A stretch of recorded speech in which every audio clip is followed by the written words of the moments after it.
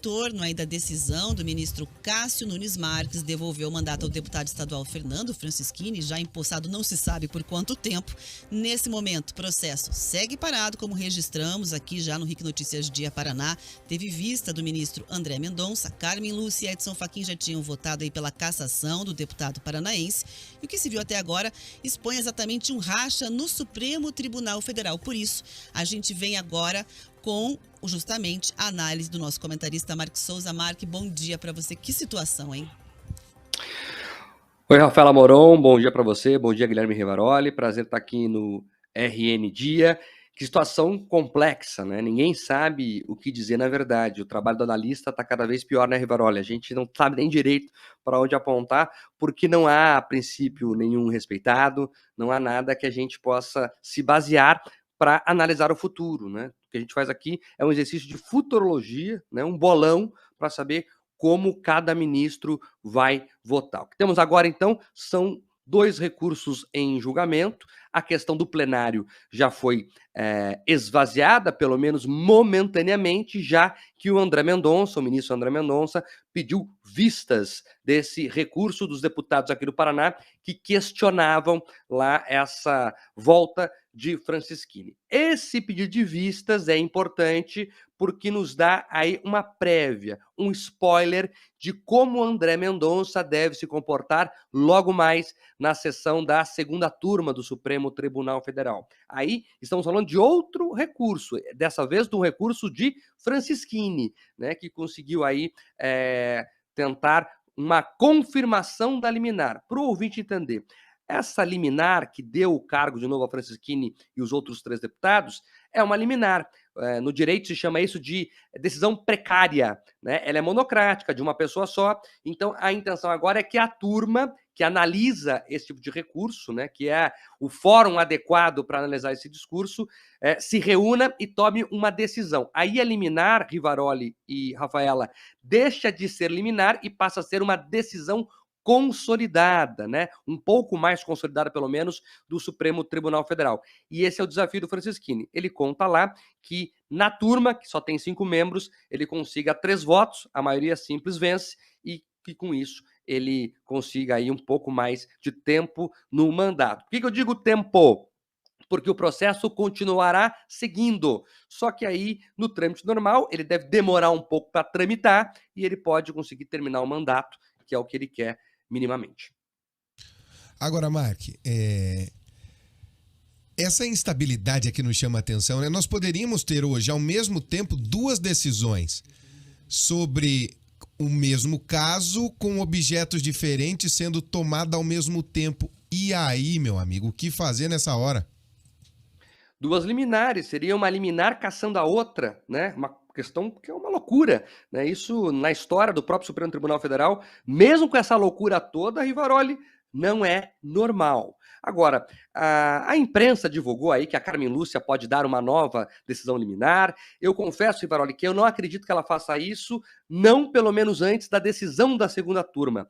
Acredito que a Carmen Lúcia vai aguardar o que a segunda turma vai decidir, para aí sim tomar alguma decisão. Mas ela caçar, né, ou pelo menos dar outra liminar, desdizendo o que disse Cássio Nunes Marques, eu acho que ela não fará. Tudo é possível, como eu falei no começo, o Supremo Tribunal Federal está uma loucura, né? É até difícil analisar alguma coisa, porque cada ministro faz o que quer, a verdade é essa. Cada um lá faz o que quer e a gente não sabe nem analisar, porque depende do vento que bater na cabeça da Carmen Lúcia, na cabeça do Cássio Nunes Marques, na cabeça do Gilmar Mendes. Mas como eu falei aqui, vamos falar da segunda turma, que eu acho que é a discussão pontual desse momento, é o seguinte. Então, são 5 membros, né? Nós já temos lá o voto do Cássio Nunes Marques, né, pela manutenção do mandato Francischini e dos outros 3 deputados. O André Mendonça, até porque já pediu vistas lá naquele recurso dos deputados que saíram, deve vir junto com o Cássio Nunes Marques, pelo menos é o que se desenha, e aí sobram 3 para votar, né? O Edson Fachin, que é contra o mandato do Francischini, já votou assim lá no TSE, e sobra o Gilmar Mendes e o Lewandowski. O Lewandowski é o ministro mais petista do Supremo. Então eu duvido que ele vote a favor de um deputado com viés conservador. Sobra, veja só vocês, o Gilmar Mendes. O Gilmar Mendes pode ser o fiel da democracia nesse momento. O Gilmar tem esse jeitão dele, mas ele é um ministro ainda que respeita as instituições e tem ali alguma similaridade, alguma familiaridade com a questão de manter, né, a jurisprudência, né, a validade das leis. Então vamos ver o que o Gilmar vai fazer, mas o jogo, Rivaroli, nesse momento está na mão de Gilmar Mendes, para o Francisquini, pelo menos. E o que fica claro, Mark, apesar da gente aguardar aí essa decisão, pelo menos não é possível prever mais o que acontece no Supremo, é justamente essa guerra de articulação e de manobras para fazer valer a sua visão a respeito de um assunto que deveria ficar no campo do jurídico.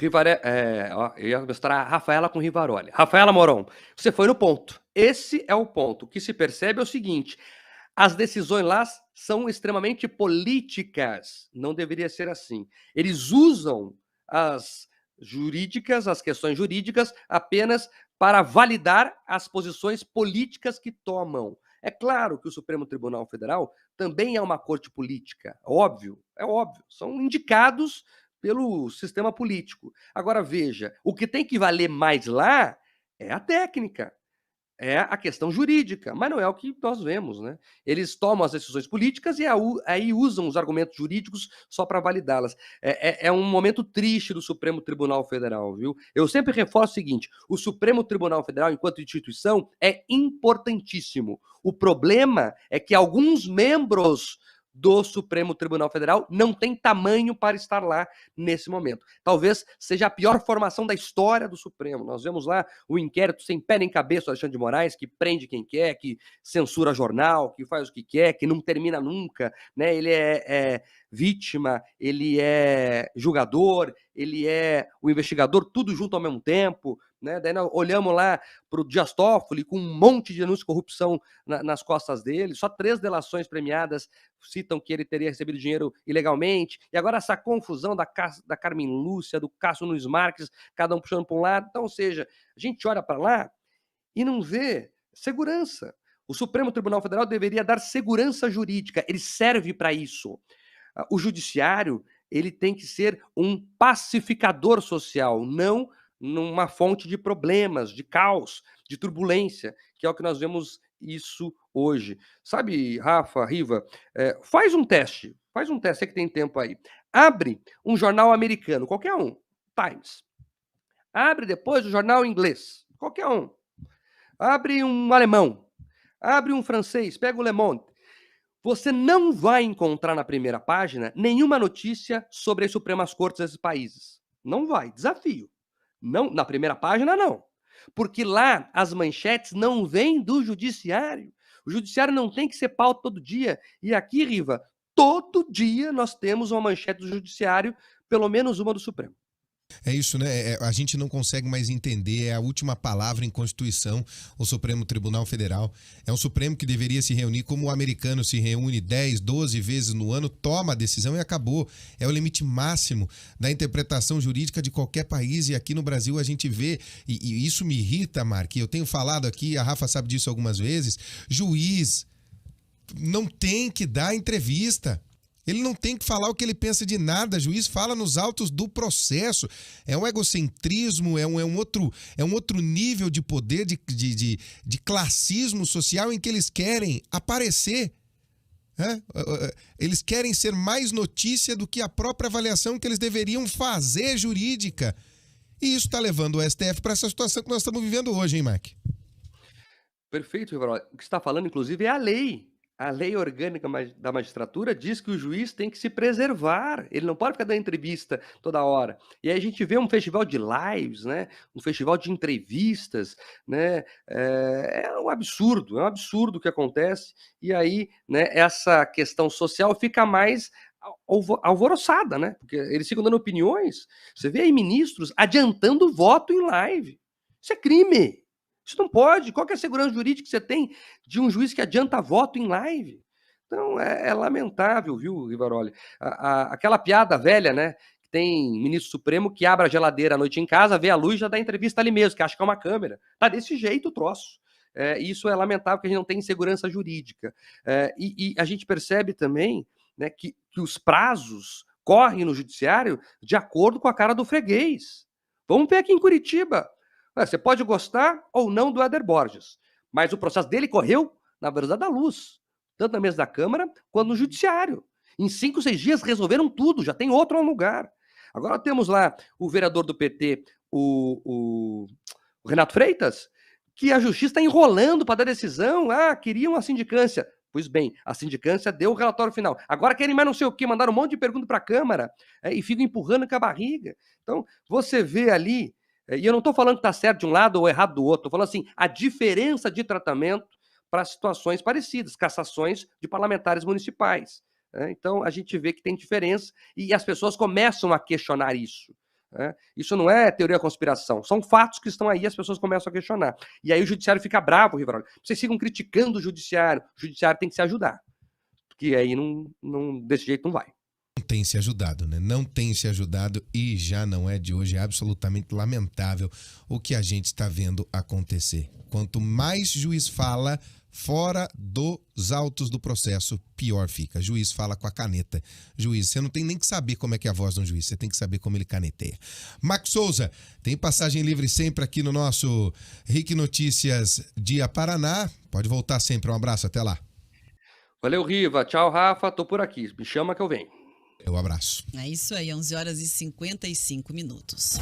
Muito bem, para fechar a edição de hoje, depois dessa análise do nosso comentarista Marcos Souza, do nosso comentarista Guilherme Rivaroli, a gente vai trazer aqui as participações dos ouvintes. A gente abriu uma enquete, você acha que o STF tem acertado em suas decisões?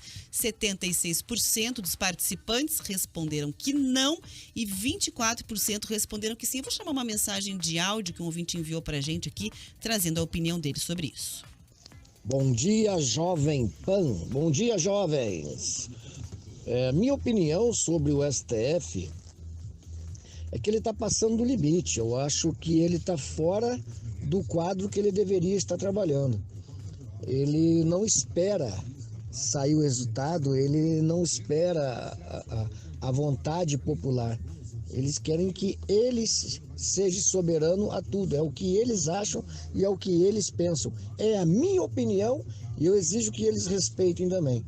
Luiz Barreto, de Fazenda Rio Grande. Tá aí o Luiz Barreto, de Fazenda Rio Grande. No nosso WhatsApp também tem o 20 final de telefone 1001. Alessandro, STF é a maior fonte de segurança jurídica do Brasil. Acho que a composição deveria ser trocada. Final de telefone 5649. Sobre o Francisquini, votação abriu meia-noite 1. A ministra já tinha depositado seu voto. Pode até ser que não tinha outra intenção, mas não é que parece uma pressa dessa para resolver a situação aqui.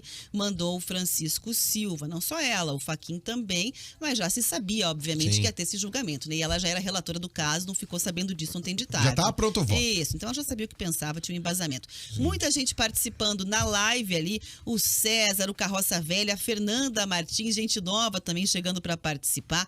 Deixa o like lá pra gente, o Moisés Silva. Por hoje é só, Riva. Amanhã a gente vai saber o que aconteceu, se houve algum desdobramento em torno de tudo isso aí que está acontecendo no Supremo Tribunal Federal e que está deixando aí uma parte da população bastante impressionada com o que se passa por lá. Amanhã a gente volta. Amanhã a gente volta. Obrigado, então, pelo carinho aí da sua audiência, da sua paciência. E a gente espera que tudo pacificado amanhã. Eu duvido. Amanhã vai ter mais análise pesada. Tchau, Rafa. 6h30, tô lá na TV. Depois aqui, sorte e paz para todo mundo. É isso aí. A gente vai aguardar os desdobramentos e amanhã estaremos de volta. Uma ótima terça-feira chuvosa para todos nós. Tchau. Você ouviu RN Dia Paraná, na Jovem Pan News. De segunda a sexta, sempre às 10 da manhã. A Jovem Pan News Curitiba